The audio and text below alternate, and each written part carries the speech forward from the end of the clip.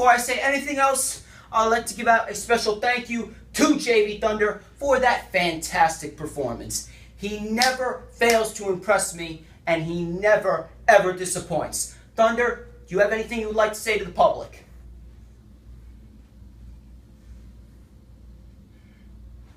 None? You sure, Roos?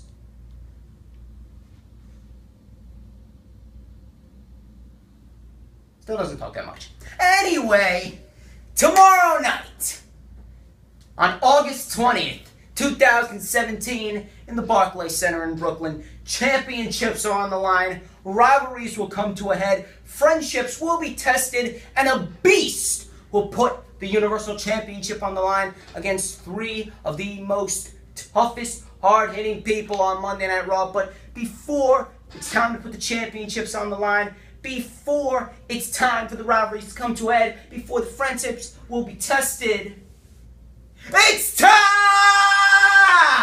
for the rundown. Thank you guys so much for tuning in to yet another video right here on YouTube.com. You already know who I am, Mr. Controversy, and the operator of the best damn Twitter handle known to mankind. This is the official rundown for SummerSlam. I got my preview, I got my predictions, I got my analysis, and we are going to get straight into the matches. We got a whopping 12 matches set for SummerSlam. We're going to kick off this rundown by talking about the kickoff match that was just announced yesterday. It is Jason Jordan and the Hardy Boys versus Miz and the Miztourage. Now, this match took place on Monday Night Raw. I thought the match was very good, and I think the match at SummerSlam should be no different. We all know why they're getting the Hardy Boys on there, because the Revival's Scott Dawson is out with a bicep injury. By the way things are looking, I'm guessing that Jason Jordan and the Hardys are going to come out victorious to advance the feud with Jason Jordan and The Miz. They should probably have an Intercontinental Championship match somewhere down the road between now and No Mercy on September 24th. But for now, Jason Jordan and the Hardy Boys are going to come out victorious. Now then, Akira Tozawa is defending the Cruiserweight Championship against Neville. Tozawa won the Cruiserweight Championship on Monday Night Raw, which I thought was a fantastic match. I did not agree with the decision to give Tozawa the title this early, but nevertheless, he deserves it. He has damn sure earned it. And I think that this is the beginning of a long, drawn-out run for Tozawa. I believe that Tozawa is once again going to slay the king of the cruiserweights at SummerSlam. And Tozawa, he should be holding the championship possibly till Survivor Series or possibly into December. I don't know. We're going to have to wait and see how this plays out. They might push Tony Nese or Mustafa Ali into the cruiserweight title picture in the near future. Who knows? But as for now, Akira Tozawa is going to come out on top over Neville. Now then, the final kickoff match, and I believe it was confirmed this past Tuesday, the New Day will be defending the SmackDown Live Tag Team Championships against the Usos in what is to be their final encounter. The feud has been fantastic. The matches have been even better, and I think it is going to be no different. I believe we are going to be treated to possibly the tag team match of the year. Not the match of the year, but the tag team match of the year. We all know what happened last year with the Revival and DIY. I think that the New Day and the Usos are going to mimic that. Obviously, it's not going to go 23 minutes, but it's going to be a damn good match, just like it was at Battleground, in which I was there, just like it was at Money in the Bank. And the New Day are going to come out victorious, and they should be dropping the championships sometime in October or possibly November to Breezango, who are in line for a push. But as for SummerSlam, New Day is going to come out victorious. They're going to retain the SmackDown Live Tag Team titles. Now on to the main show. One match that I do not know why it is on the main show to begin with is Big Cass and the Big Show. Obviously, we know that nobody really cares about this match to begin with. It's going to be a 10-minute pee break. But at the end of the day, this could result in a heel turn for Enzo. That's what the reports have been suggesting. He will drop any type of foreign object from the shark cage. It will fall to the ground. Cass will use it to his advantage, and they will get back together as a heel stable. And I think that this is a very good idea, because WWE, they need a top heel tag team on Monday Night Raw, since Sheamus is going to fulfill his acting duties in the Buddy Games, and the Revival is out because Scott Dawson, obviously, he's got a right bicep injury. Other than that, who do they have? Gallows and Anderson, no one's really going to take them seriously against Dean Ambrose and Seth Rollins, although it's going to be a damn good match if they decide to go that route.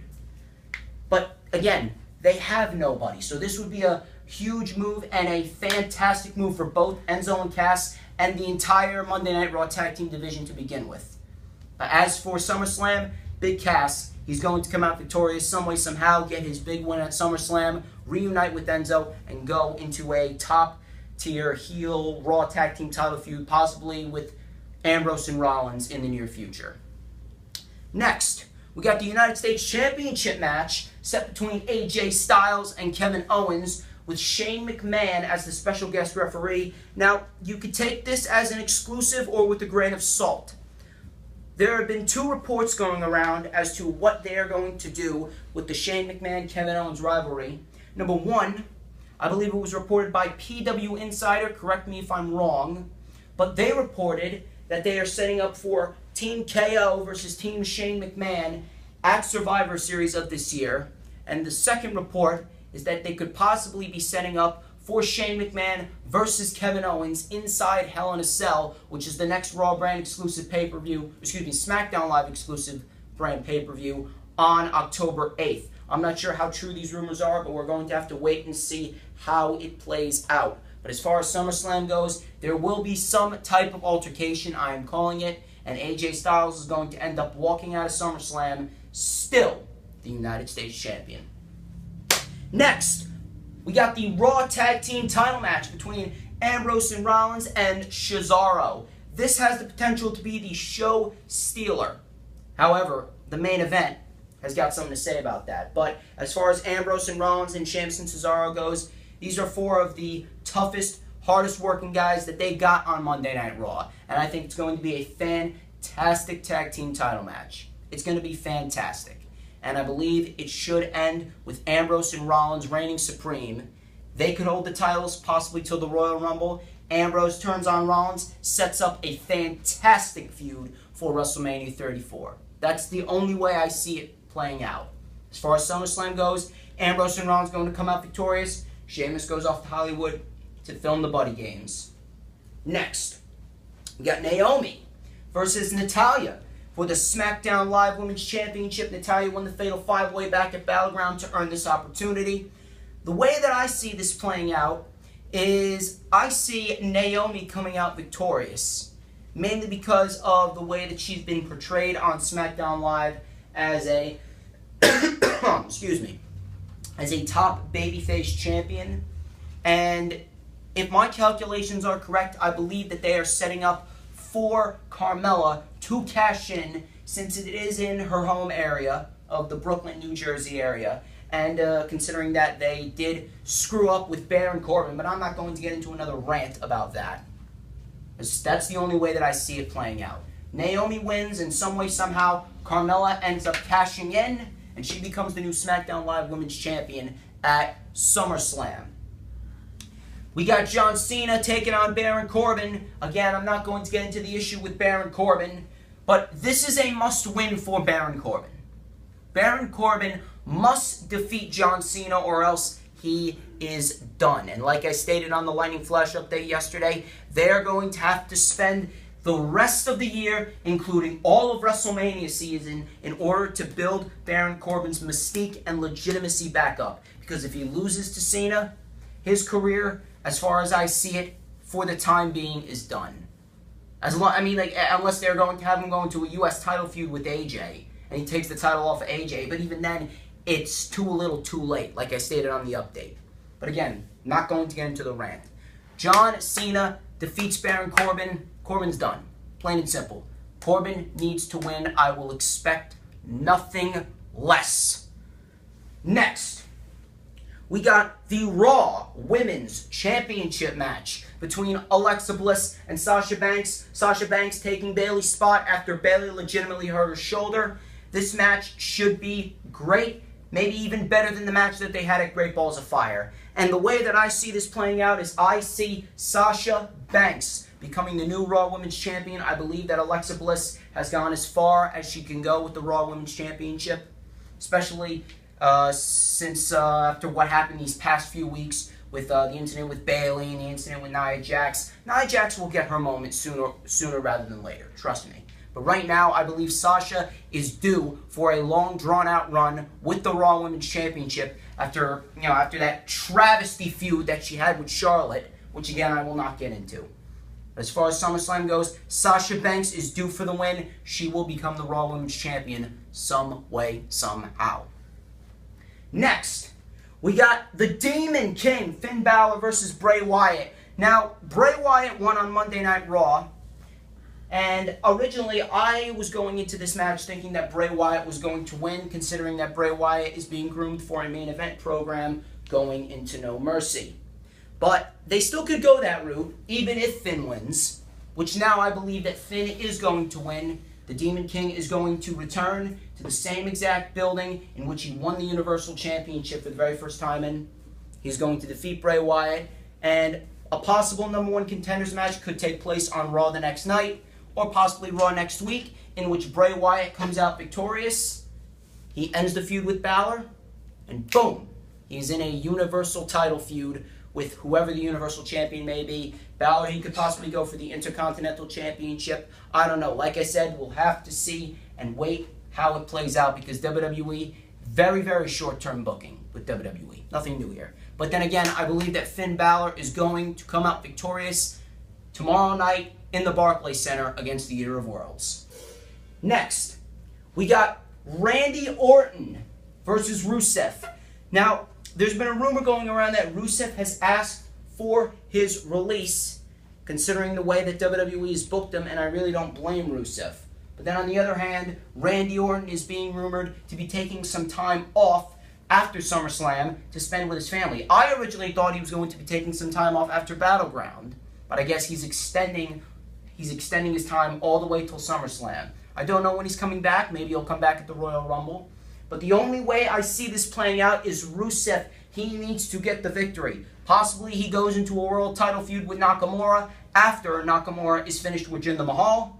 Or possibly he goes into a U.S. title feud with AJ Styles, considering that AJ Styles will not really have anyone to feud with after he's done with Kevin Owens at SummerSlam. Rusev needs this win. If he doesn't get the win, you know Rusev is on his way out of WWE. Plain and simple. Next, we got Jinder Mahal, the modern-day Maharaja, versus the artist, the king of strong style, known as Shinsuke Nakamura. Now, this match, I believe it should be a very good match, a very solid match. Jinder Mahal has not really had that one person to lead him to a fantastic match. Of course, he had a great match with Luke Harper on SmackDown. It was great while it lasted. He had a very good match with AJ Styles on SmackDown. But other than that, other than those two people, and again, those were just one-time things, he hasn't really had that one person to give him that big push, to have him have that match that would really open people's eyes up. And I think Nakamura is that man to do it. Some way, somehow, Nakamura will get that great match out of Jinder. And I don't know how he's going to do it. I don't know if they're going to eject the Singh brothers. I don't know if he's going to send Mahal flying into the Singh brothers. But some way, somehow, Jinder's tactics are going to fail. And Nakamura is going to hit that deadly Kinshasa knee strike. And we are going to be saying your new WWE Champion, Shinsuke Nakamura. Now then, on to the match that has the potential of being the match of the year. It's going to be in the top contender, probably the top 3 for match of the year, or it could very well be match of the year. We got Brock Lesnar defending the Universal Championship against Roman Reigns, Braun Strowman, and Samoa Joe. This match, the build-up for this match has been fantastic. I love the build for this match. I love the way that each and every single person has been portrayed. And we got the stipulation that if Brock Lesnar loses, he is leaving WWE. But then again, this wouldn't really make any difference, because Lesnar's already going to leave WWE after SummerSlam anyway. This match is very, very unpredictable. They've been working diligently to keep the finish hidden.